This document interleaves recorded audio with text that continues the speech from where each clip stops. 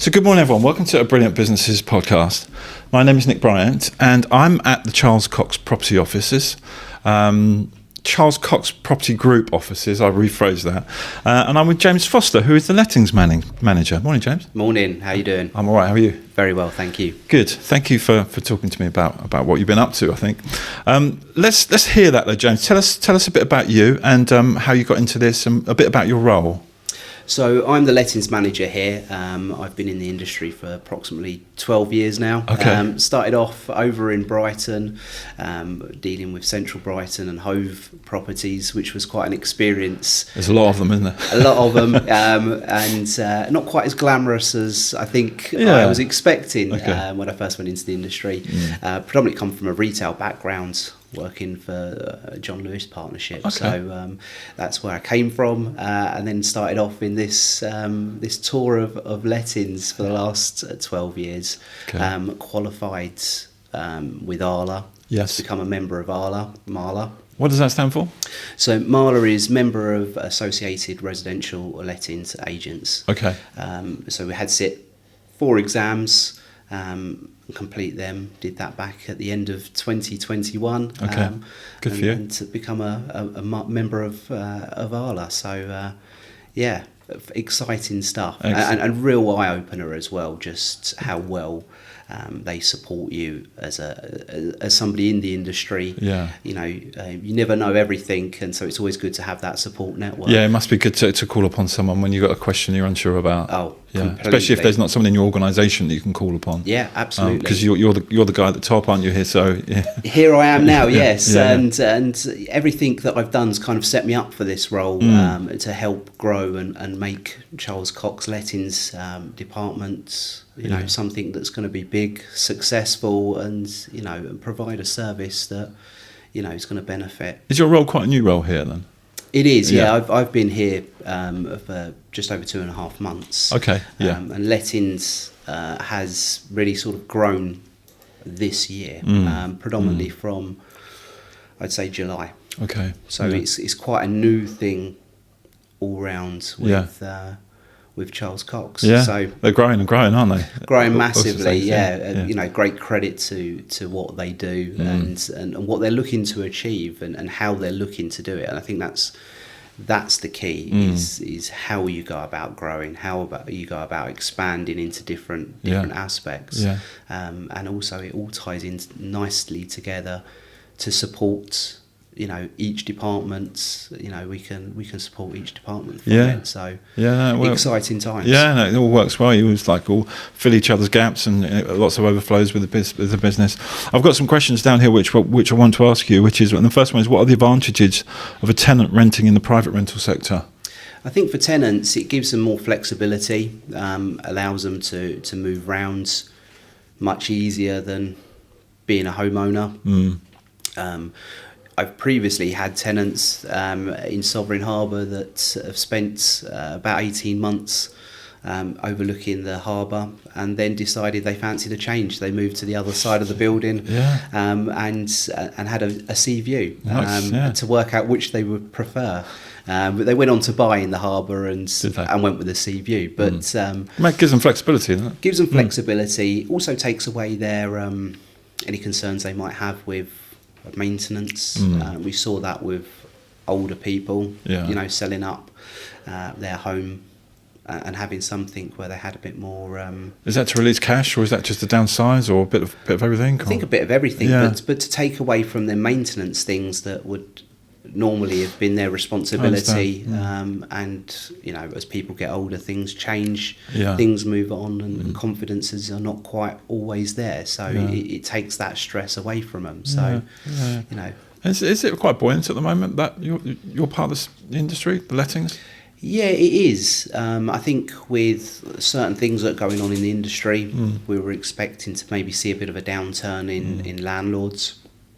Haven't seen that at all. Right, okay. But from the pandemic, we've seen more and more people migrating down to the south coast from other parts, which has made it really, really busy. And are more people investing in buy-to-let properties? We're not seeing a huge amount of that that we would normally do right. in these sort of times. but landlords are not selling up. So with that, it keeps that stability of properties available. Yeah, that moves on to the next question actually, which is what are the advantages of a landlord renting out property in the private rental sector? I think at the moment, the great thing for landlords is rents have increased. They're stronger rents than what they were pre-pandemic. And also there's more people looking at properties now in the private rental sector. So what you're finding is that landlords are having the opportunity to pick who they want from a pool of people to move into their property. So it's kind of giving them that security of not only having a solid rental income coming in each month, but picking the people that they think will best suit their home. Yeah, can be the best tenants to them, whatever that may be. So there's not many. This is the next question, but are you seeing many landlords selling up their rental properties? But obviously not from what you said. No. From what I'm seeing, you get a natural bit of landlord sell. They've done their 5 or 10 year plan, or things change, so they're selling up. But that's kind of what we call natural loss. But in terms of anything else, we're not seeing landlords sell hand over fist like people might have suggested that was happening. Yeah, it just suggests that the rental market's really strong, isn't it? Very strong, very strong. It's funny because in the UK you're not forced on, but you're made to believe that buying a house is the best route and owning a property is the best route. But in Europe it's not, is it? No. Not many people own their own properties in Europe. No, Europeans tend to rent. They find buying their own property quite a strange choice. They think we're a bit mad for being so obsessed with buying your own home, which is strange, isn't it? It kicks the trend of the Europeans, of which we are. We're very much obsessed with buying. Yeah, it's funny. Maybe it will swap around because the youngsters now, are going to struggle to get that deposit together, and maybe we'll see a shift in it, over time. I went to a conference not long ago where we were sort of speaking to. The people that were doing the talk were war babies, and all those people that it was so easy for them then to get a house and get onto the property ladder as youngsters, as opposed to it is now. So everyone's sort of, those are fading out now, and the new breeds are coming through, and they can't do it. And maybe they get a bit of inheritance from those guys, but it's tough. It is a tough market. I mean, we're very fortunate as a small island. We have a lot of people wanting to come over and live here, helping out. Especially, we see a lot of people coming to work in the NHS down here in the south coast, and so there's more people here now than ever before, which it leads to great experiences and lots of learning curves, but it does put pressure on housing, and so government need to figure out how they're going to resolve that issue. Good luck with that one. Yes. So I was going to say, what's coming up in the private rental sector? What can you see on the horizon? So at the moment, we've got government deciding on what's called the Renters Reform Bill. Yeah. It's something that they're looking to do to try and make the private rental sector a more fairer place for landlords and tenants. They're looking at things such as no-fault evictions to allow tenants to have more security in their rental home from some landlords. But this is all going through Parliament. The white paper is being read, reviewed, amended, and that will happen, potentially 3 or 4 times before it's brought in. But some of the things they're looking at is no fixed term tenancies. All right. They're looking at the potential of tenants being on what we would predominantly claim to be a periodic tenancy, which rolls over month by month. Okay. How that's going to work, we're not entirely sure. It doesn't necessarily give the security to either a tenant or a landlord in that respect, and speaking to tenants, that is something that concerns them. It's something that concerns landlords. So whether that will go ahead or not, we're not entirely sure. I'm struggling to see the benefit behind that, really. I don't think there is any benefit. No. I think the way things are with the assured short hold tenancy, the AST, I think that works very well. I think it gives people scope, whether it wants to be on a fixed 6-month agreement or 12-month agreement. Yeah.